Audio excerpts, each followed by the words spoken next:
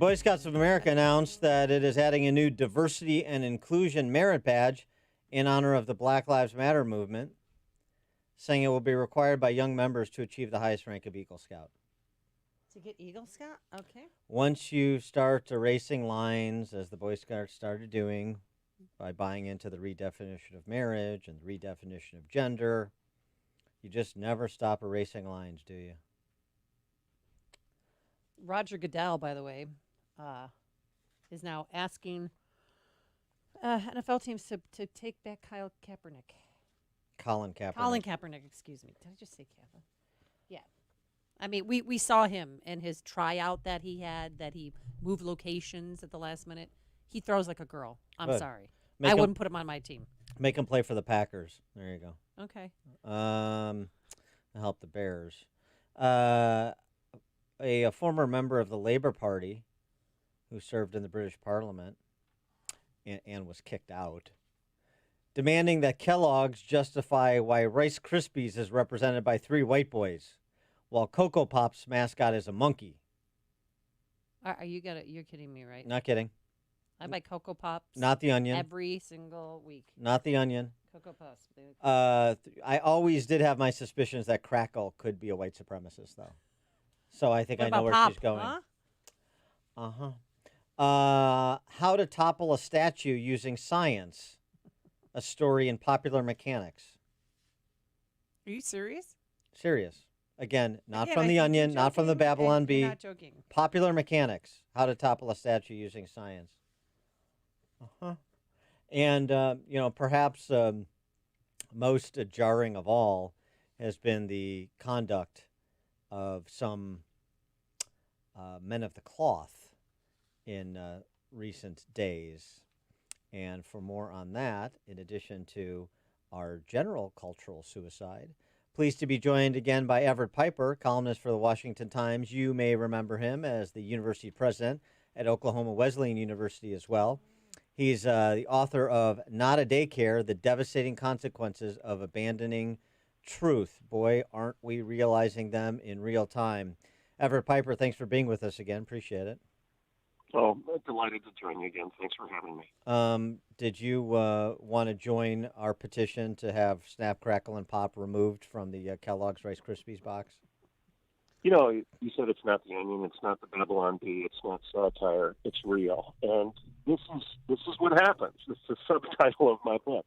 When you abandon the objectivity of truth, and when you start to use your language, eliminating all the lines that are clear and that define the reality of our existence, lines that have been given to us by God, and we start deconstructing that and then reconstructing culture in our own image, when we start worshiping the God we see in the mirror rather than the God we see in the Bible, history tells us it does not end well. In fact, go back to Greek mythology. The lesson of Narcissus is that self-worship always ends in suicide. When you elevate yourself to the status where you are mesmerized by your own constructs, your own ideas, when you want to redraw the lines of culture, it ends in cultural suicide. You fall into the pool, gazing in your own image, and you drown and you die. So if you want to deconstruct culture, if you want to create a new world in your own image, that world will be very short-lived because you're going to be given over to the destruction of lies. Chesterton told us, you get rid of the big laws, you don't get liberty. You get thousands of little laws that rush in to fill the vacuum. We got rid of the big laws, 10 of them. We couldn't live by those. So what do we see today? This lunacy coming out of the Supreme Court and coming out of all these other stories you just mentioned. Well, speak to that a little bit more, because one of the things I wanted to get your comment on. Oh, yeah, that's silly, but it's a little thing. You don't understand. The Jacobins make no distinction between the quote-unquote big things and the quote-unquote little things. It's everything. That's why it's called totalitarian. Yes. And you know, in my recent column for the Washington Times, I refer to the church's complicity in this particular purge of culture. It's the woke purge. It's the emergent purge. You got evangelical pastors that are marching for this identity politics under the banner of Black Lives Matter, for example. Black Lives Matter on their website says that they're a neo-Marxist movement that seeks to clear the nuclear family and destroy cisgender heteronormative thinking in Western civilization. That's what they say. That's not what I say. But yet you've got evangelical woke pastors under the banner of the gospel that are marching in complicity with this dumbing down of human identity, nothing but to melanin and the color of a person's skin. Whatever happened to Martin Luther King's charge to judge us by character as defined by God, rather than suggesting that the human being, insulting human beings by suggesting that they're nothing more than skin deep, they have no mind, they have no soul, they're an it, to quote Martin Luther King Jr., they're an it rather than a thou. They are nothing but a collection of adjectives, it's, rather than the Imago Dei, the image of God, the thou that has been created by a creator. We're worshiping ourselves rather than Him. Have you been able to ask these evangelical pastors who did stand with Black Lives Matter's movement, why they're preaching confession rather than conflict? I absolutely. I have, some. For example, my pastor, a Baptist pastor here in Bartlesville, Oklahoma, he's got some courage and some spine. But frankly, the evangelical community, in an effort to be liked, and in an effort to be popular, in an effort to be woke, in an effort to be emergent, they've ignored the evangel. Evangelicals are supposed to stand for the good news, the gospel of Christ. They're supposed to preach confession of sin, not racial conflict and intersectionality. You're supposed to feel guilty during a sermon because you feel worse about your own sin than you do about someone else's. You're not supposed to be pointing the finger outward. You're supposed to recognize that the finger is pointed back at you. That's the good news of the gospel. It leads to confession and repentance rather than revenge. And our evangelical community seems to have forgotten that that's their charge.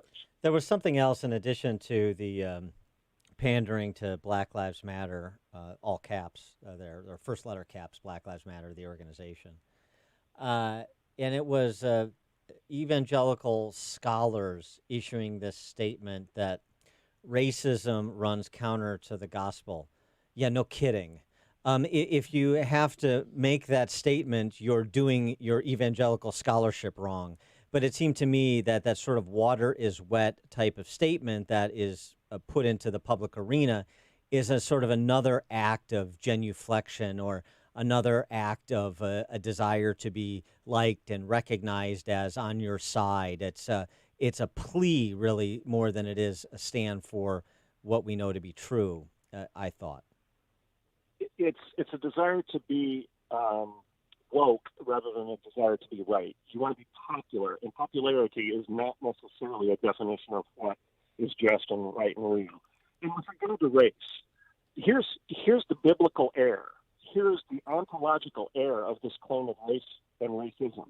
Vodi Bakum, who happens to be a man that is of black color, and I say it that way because he would resist being hyphenated as an African American and dumbing down his definition to nothing but the depth of his skin. He would resist that. Vodi Bakum says this: race is a lie. There is no such thing as race in the Bible. It is not there. We are one race. We are of Adam's race. We are the human race. And these artificial definitions that have been constructed by anthropology and postmodernity are not biblical. We need to go back and recognize there's unity in the Bible, not diversity in the Bible. For example, I was the president of a university. I wasn't the president of a diversity. And there's a reason for that, because the academy, the ivory tower, was grounded in the truth shall set you free, the words of Christ, the unity of the gospel and the good news. It wasn't a call for division. It was a call to come together under the banner of truth. Vodi Bakum gets that. We define ourselves as the Imago Dei, created in the image of God, not divide ourselves into these separate categories of a bunch of its rather than thous. Is this the first time evangelical pastors have stood with the Black Lives Matter movement? Oh, no. The evangelical community, and I won't bore you with this, but I wrote my dissertation on this problem, not BLM, but the problem of becoming popular rather than right, of becoming soft in your biblical, in your theology, a low view of Scripture. I wrote my dissertation on this at Michigan State. 20 years ago, recognizing that the evangelical community was starting to let culture define it rather than it be salt and light to the culture that the gospel and the Great Commission calls it to do. So no, this is not a new. This is history repeats itself. It was George Santayana said, if you don't learn the lessons of the past, you're damned to repeat them. Well, isn't that the story of Israel in the Old Testament? Isn't that the story of the Bible? The human spirit is constantly rebelling, committing the original sin, wanting to define itself as God rather than to accept the definitions of God. We supplant God, we kill him, we take him off the throne, and anytime you've got a vacuum on the throne, there are a bunch of people that want to serve as little despots, little emperors, little Napoleons that want to sit on that throne. And unfortunately, some of those people are evangelical pastors right now. Well, and it seems to, in terms of history repeating itself, to use a war metaphor, it seems like the side on which you and I reside is the side of Leonidas at Thermopylae. We can put up a defense, and we have some ability to fight, but I mean, we are so outmanned in terms of institutional control of cultural and civic institutions in America. It seems difficult, short of a Deus ex machina event, to see how this resolves itself positively.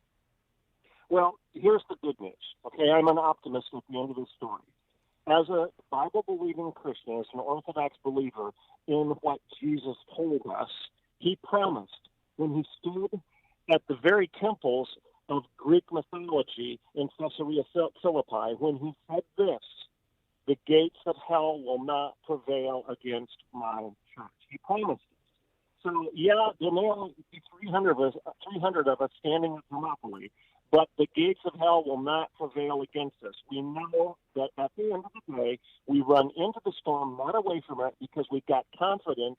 Well, as even Rahm Emanuel said, never let a good crisis go to waste. Maybe we should learn that lesson as believers and not let this crisis go to waste. Run into the storm, fight it, and if we win waving the banner, great, that's God's grace. But frankly, even if we lose waving the right banner, who cares? We should be willing to go down fighting. Yeah, no, it's the Whitaker Chambers philosophy, too. I agree. Everett Piper, columnist for the Washington Times, former university president, Oklahoma Wesleyan University, author of Not a Daycare, The Devastating Consequences of Abandoning Truth. Everett Piper, always good to talk to you. Thanks for joining us.